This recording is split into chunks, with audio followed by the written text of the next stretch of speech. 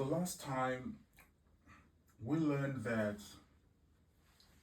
the accuracy of beta, okay, the accuracy of beta depends on the error term. Okay, so the error term basically contains all those factors that affect income, the dependent variable, which we didn't include in the model. All right. So what are those factors? There is education. Okay. So with higher education, you are able to earn more income. And then there is the gender.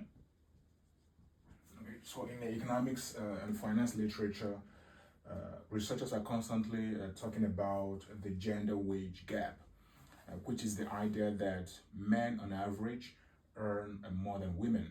Okay, so that means that gender is also a factor that affects income, which we didn't include in this model. So it goes into the error. And then another is height. Okay, so this is of course about how your employer perceives the employee. Right?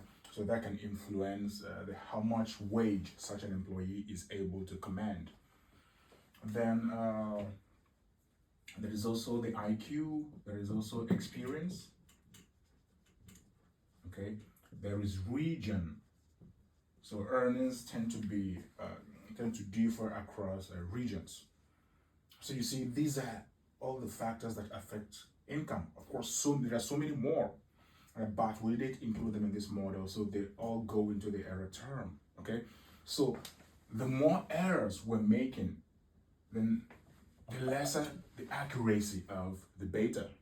Okay, so the lesser the accuracy of beta. So the implication is, for us to estimate the alpha and beta, then it must be the case that we have to minimize the errors we have in the model. Okay. To accurately estimate the value of alpha and beta, we need to minimize the error we're going to make in the model. Okay? Yeah. So we're going to minimize the error we're going to make in the model. So this is why what we have to do is we need to minimize the sum of squared error.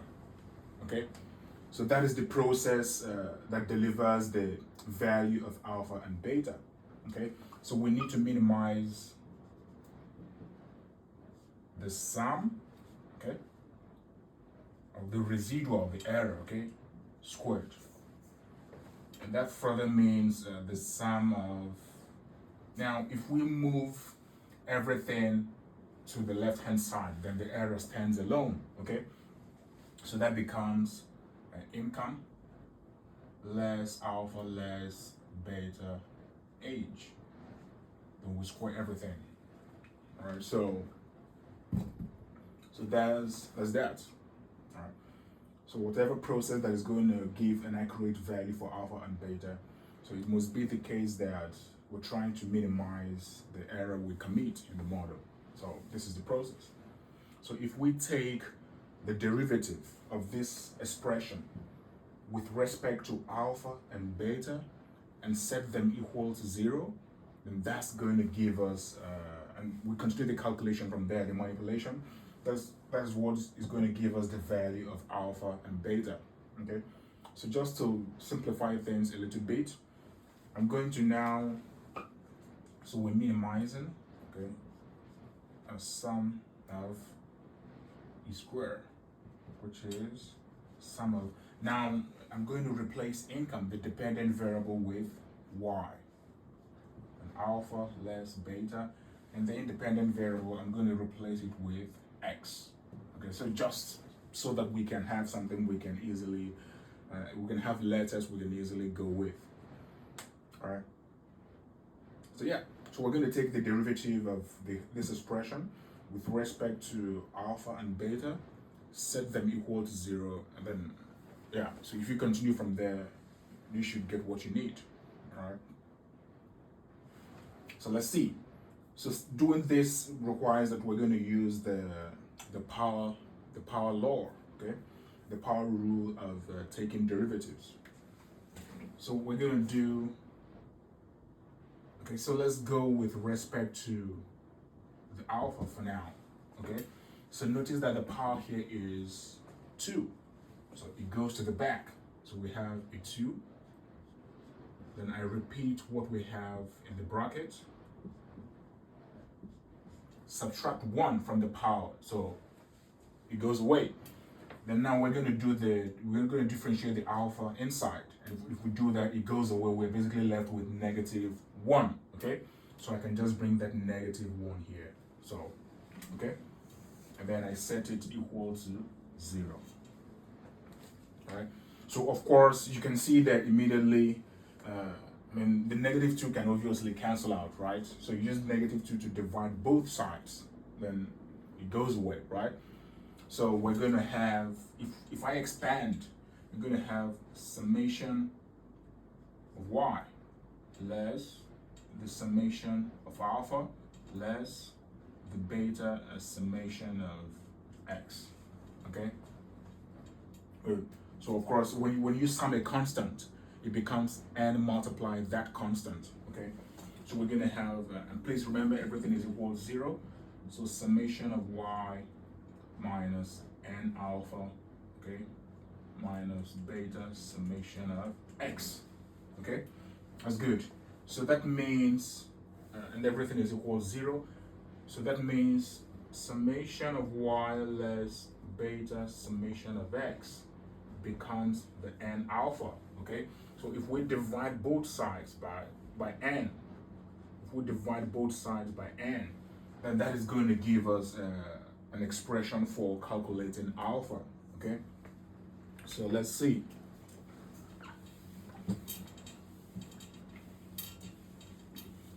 Okay, good. So if we divide by n, we have that alpha becomes the summation of y over n less beta summation of x over n.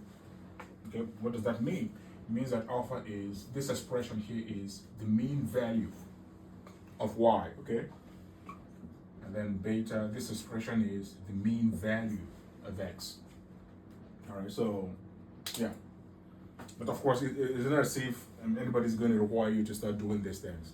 So there are statistical software that can allow you to, to estimate the regression coefficients. Okay, so, but just in the background is basically this calculation that is going on inside the software. All right. So that's that for the alpha. So I'm just going to quickly show you that of the beta. All right. So we're going to take the derivative of this expression with respect to beta, set it to 0. Okay. So again, the power goes to the back.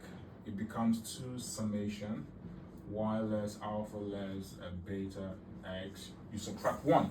Okay. Now we differentiate what we have inside. If we do that, the beta goes away and we're left with a negative x. Okay. So I'm just going to put the x here and take the negative there. All right. So the x there, the negative there.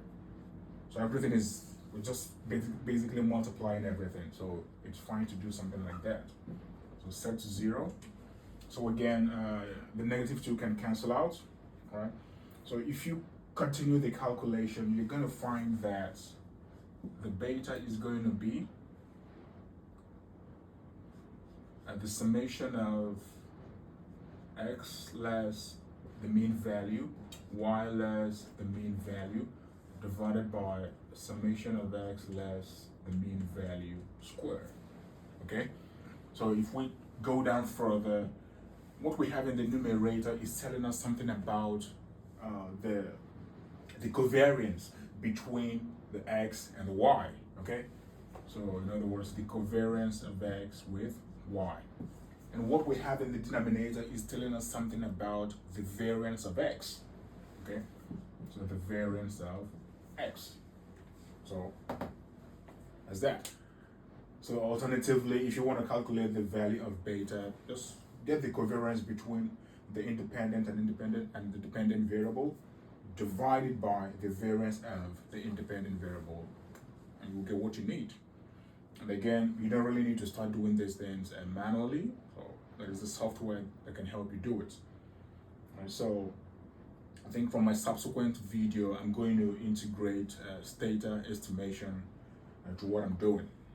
So I know how to use theta pretty well. So I'm going to make a video of how to do the estimation using theta, and then I add it to the long video I make for the week. All right. I think it's something I'm going to start doing from next week. All right. So yeah. So you see, this is what gives the value of alpha and beta. Okay. But for this estimation we have here, okay, for these things to be correct, so there are a number of assumptions that need to hold. Okay, so there are assumptions that have to hold for what we have here to be accurate. Okay, so that's the next thing I'm going to talk about. So the least square assumptions. So I'm going to take my time and explain what each and every of the assumptions mean.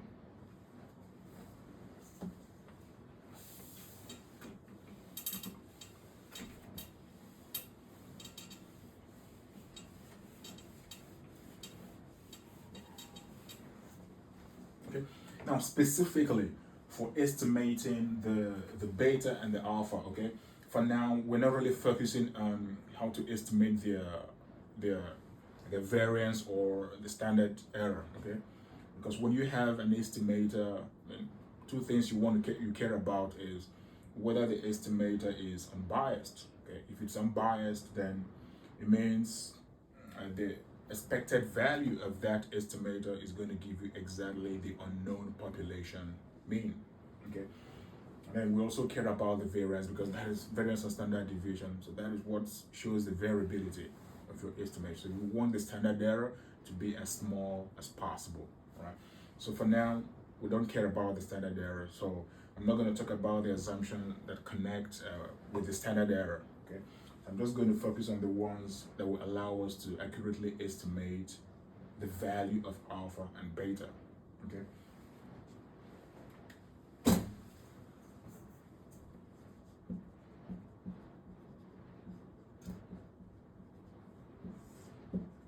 So the first is we have linear regression line.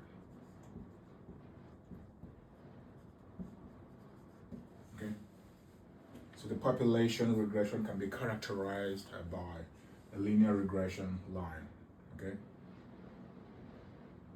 Okay, I must point out that the so-called linearity we're talking about here is about the parameters. Okay. So for instance, if I specify income equals alpha plus beta age, okay, plus the error. So the so-called linearity is all about the parameters alpha and beta, okay? Okay, so if it's linear, for instance, if alpha and beta, okay, linear, then it means that the highest power should be just 1, right? Or specifically even the beta. So the highest power should be 1, which that is so for the independent variable, okay, for the independent variable and other variables you added, so they can take quadratic expression or even cubic, so that is not a problem, but it has to be linear in parameter, so all the coefficients, okay, have to be linear. But if I now do something like this, then it means I'm now moving away from this linear assumption, okay? Then another is X and Y ID, okay? So X and Y are ID, so independently and identically distributed, right? So this is just about introducing randomness, okay, in the data collection process, okay? Because if it's the case that you have some kind of influence in the collection that makes everything not to be random, then we're going to doubt the veracity of whatever you're estimating using such a data set. So we want the data to be as random as possible, okay? Then another is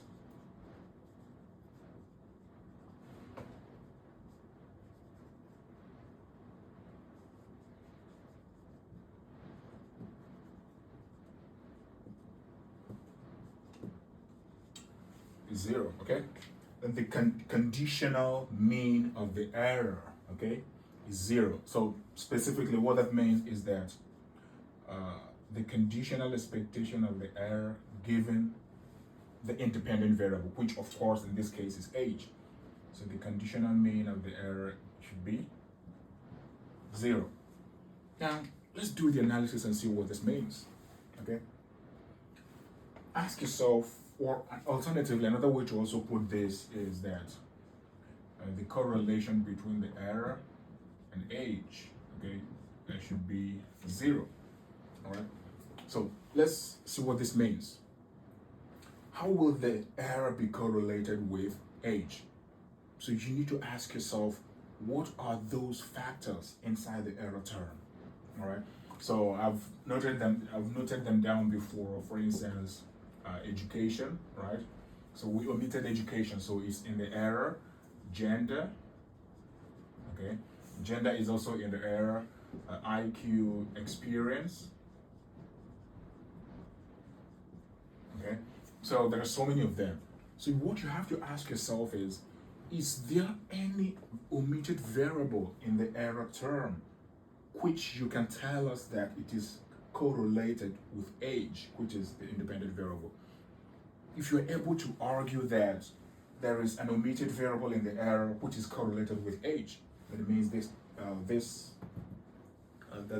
assumption is violated, okay?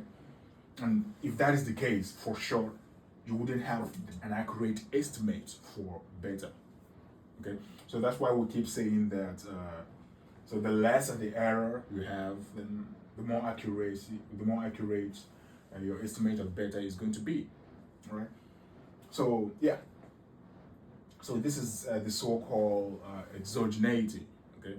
It's the so-called exogeneity, that there shouldn't be any variable in the error term which is correlated with age, all right?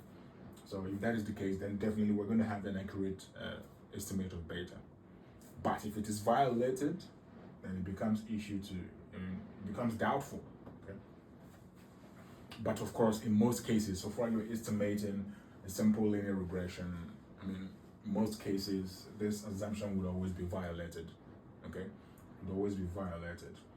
But if you want to, to solve that problem, okay, then what do? If you know all those omitted factors in the error term which are correlated with age, okay, what you're going to do is you start to include them into the model, okay? You start to add them into the model. As you're adding them, you're going to be getting a more accurate estimate of beta.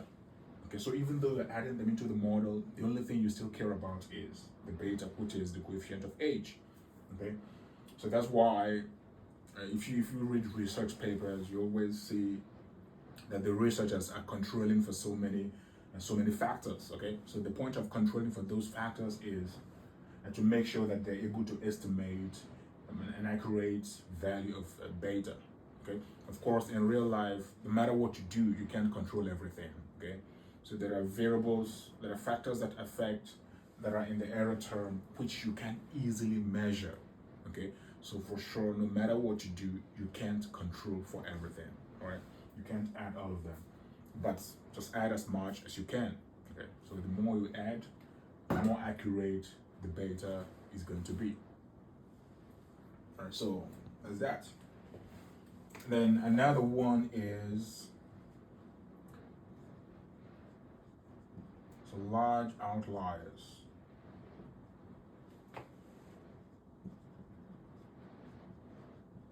Unlikely, okay? We don't need outliers in the data, okay? So why is that? Well, simple talk about the mean. Mean is what? Mean is summation of x over n. So we know that the mean is highly sensitive to the addition of extreme values, right? Just for instance, 1 plus 2 divided by 2, okay? What you get, you're going to be having a 1.5 as the mean, okay? But say 1 plus 2 plus add 1,000 to it and divide by 3, and 1,000 is an extreme value. What happens? The mean explodes. If you also add an extreme negative value, it also explodes, right? So the mean is highly sensitive to outliers. And if the mean is highly sensitive to outliers, then whatever estimate for alpha and beta we're going to have will also be sensitive to such outliers. Okay. Of course, I've already shown us the formula for alpha and beta, right? So for instance, the alpha is the y bar minus a beta x bar. I mean, these are all mean, right? So this is the mean value of x, which of course is sensitive to outliers, okay? And that is also the mean value of y, which is also sensitive to outliers. So if you have outliers in your data, then for sure it's going to affect the final result you're going to get, okay? Then for the beta, we also saw that the beta is the summation of x minus x bar, y minus y bar, okay, divided by summation of x minus x bar squared, okay? So just talk about the x bar here, the y bar here, and the x bar here. Those are mean, right? So if you have extreme values, it's going to affect the whole expression, right? So because of that, we always try to clean the data, to take away the extreme value, so that you would have an accurate estimate for alpha and beta. Okay. Yeah. So that's that. So that is pretty much what I want to talk about today. So in the next video, I'm going to show us how to do this estimation, to estimate the value of alpha and beta using theta, that is one. And then we're going to see how to interpret the values we have, right? So the value of alpha and beta, all right? Yeah, and then we're also going to solve some econometrics problems related to everything we've learned so far. Right? I mean, because the point of what we're learning is to see the real world application, how it can be used, right? So from next videos, I'm going to start doing things like that. Yeah, so that's it.